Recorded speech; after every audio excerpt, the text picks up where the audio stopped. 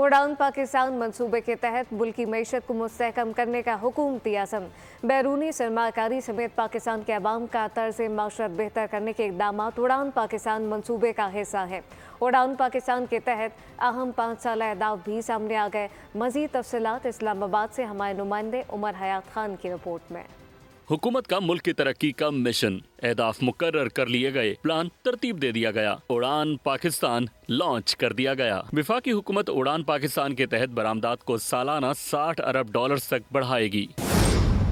SIFC के तहत बड़ी सरमायाकारी का इम्कान है। उड़ान पाकिस्तान के तहत अहम 5 साल अहदाफ भी सामने आ गए।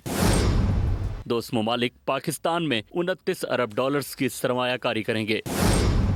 UAE और कुवैत 10-10 अरब की सरमायाकारी करेंगे।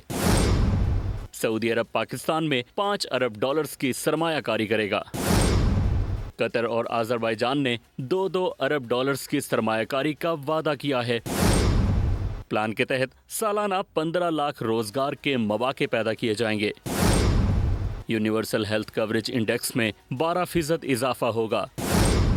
5 साल में बच्चों में स्टंटिंग रेट में 18% कमी लाने का हदफ।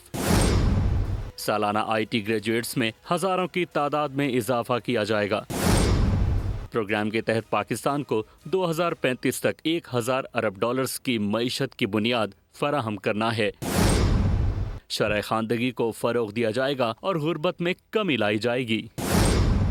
दस्तावेज़ात के मुताबिक 2028 तक GDP की शरह को 6% तक ले जाने का हदफ है। 2028 तक फीकस आमदनी को $2405 तक ले जाया जाएगा। सरमायाकारी को GDP के 17% तक ले जाने का हदफ है।